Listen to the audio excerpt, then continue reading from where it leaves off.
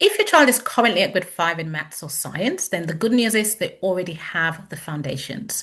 So that means with the right strategy, jumping from grade 5 to an 8 or even a grade 9 in just 4 months is absolutely possible. So in this video, I'm going to show you the exact step-by-step plan that my own students use to jump 2 to 3 grades before their real exams in May. Hi there, my name is Sylvia Browne, lead tutor here at the Impact Academy, and I've worked with over 500 students, helping them boost their grades by 2 or more levels. Okay, so let's jump in and let's start with an example. So imagine someone arrives at the accident and emergency with both a headache and a stab wound. What will the emergency doctors treat first? Would it be the headache or would it be the stab wound? Well, of course, it would be the stab wound. And that's because that is what's causing the most urgent damage and the most biggest damage right now. Now, this is exactly the same with our GCSEs. Your child might have lots of areas that they're unsure about, but some of those weaknesses are doing more damage to their grades than others. So that's why the first step in jumping from a grade 5 to a grade 8 is to identify those areas, the ones that are costing the most marks right now. So step 1 is to identify the weaker topics. So how are they going to identify the weaker topics? What is the best way to do this? Well, at this time of the year, they should have had at least some of their mock results back by now. So the first thing to do is to review their mock exam papers. Also, I would suggest reviewing past practice questions that they have done within the last 3 months. So this can be something they've done independently as part of their revision, or perhaps even with a tutor. And if they don't have any of these, then just simply looking through the contents page of their books, and just self-identifying, what are some of their weaker topics. Okay. Now, from having a look at these sources, their mock papers, their past paper questions and textbooks, the goal here is to be able to spot the topics that they feel that, or they've identified that they're weaker at, that they're consistently losing marks on. So these are their weaker areas and what they need to focus on urgently. Now, I have a really good revision plan template to help our students. And this will help your child identify not only their weaker subjects, but also their weaker topics, and plan and schedule when to focus on these topics for maximum benefit. So I'm going to put that in the description down below, so you can grab a copy of that down below. Now, a very important tip at this stage is to not just identify the topics, the weak topics, but to identify the skills. Because many times it is the skills behind the topics that is affecting the student. So what do I mean by that? They should be able to spot, is it graph questions that's letting them down, for instance, or is it 6-mark questions, right? Is your child freezing when they're seeing a 6-marker questions? Or maybe drawing angles in trigonometry, right?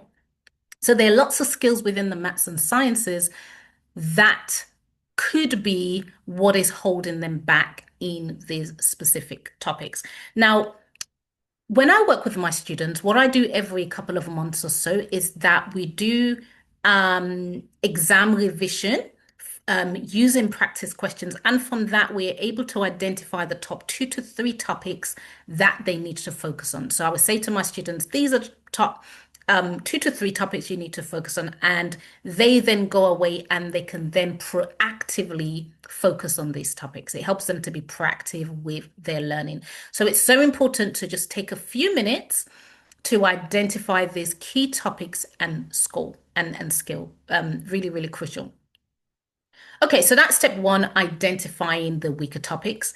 Step 2 is targeted practice on the weaker topics. So once we've identified these topics, then the next question then is, well, what is the best way to focus on these topics? Because we need to focus on these topics. And what I recommend doing is starting with using the textbook. So within the student textbooks, obviously making sure that you're using the one that is specific for your exam board. Um, Within the student textbook is there are lots of practice questions. So within the spread, there are lots of questions on that specific topic within the spread.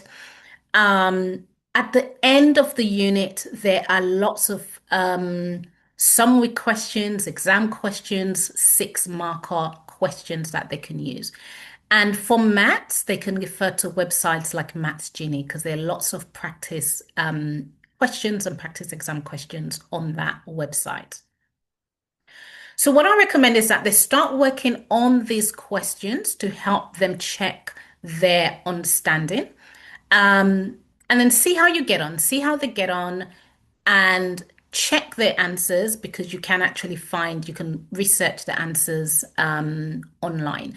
Now, it amazes me the amount of students who skip these questions. Like the examiners don't put those questions in the book just for the sake of it.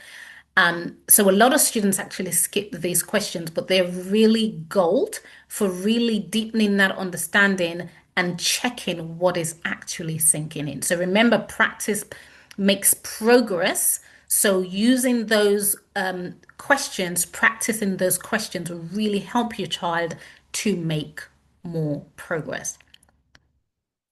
All right, now on to step 3, and that is to hone in onto the 10 to 20% of weaker areas. Now, the whole goal of step 2, where we're practicing those questions, is we will come to realize that some of those questions we did well, right? But there's still a small amount of those questions that we're still struggling with, okay? And that's that little 10 to 20% of topics that we still need to focus on. So this is telling us we still need to focus on this topic. So what I suggest we do at this stage is we go back and review these topics, right? We go back, we relearn them, because if we're still at this point struggling with these topics, then it tells us that there's something to do with our understanding. Okay.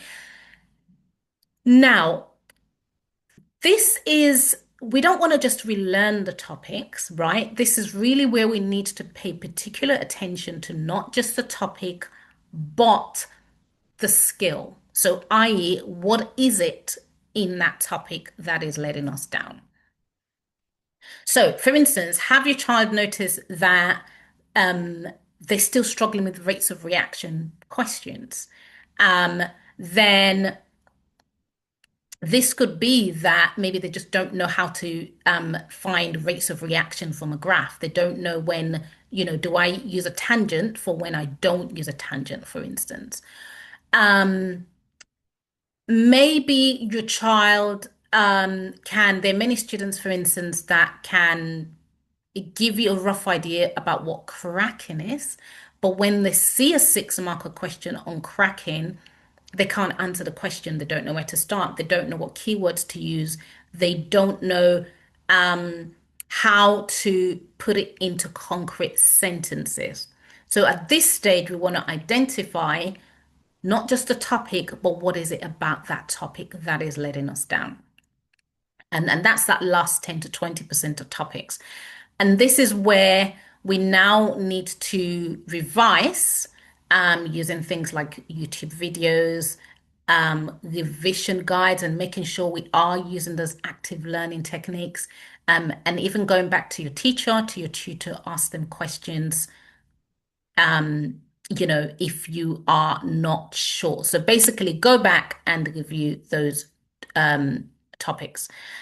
Now, once they've improved the understanding of those topics, they can now go back and do more practice exam questions. Now, to really aim for hitting those grades 7 to 9, What I recommend is that they do one exam practice question per week, right? So specifically on the grade 7 to 9 questions. 7 to 9 questions tend to be the 6 mark extended questions. Also, those full mark questions are sort of 8 to 12 mark topic questions is kind of broken down because these are the questions where students are really expected to show off their knowledge on those particular topics.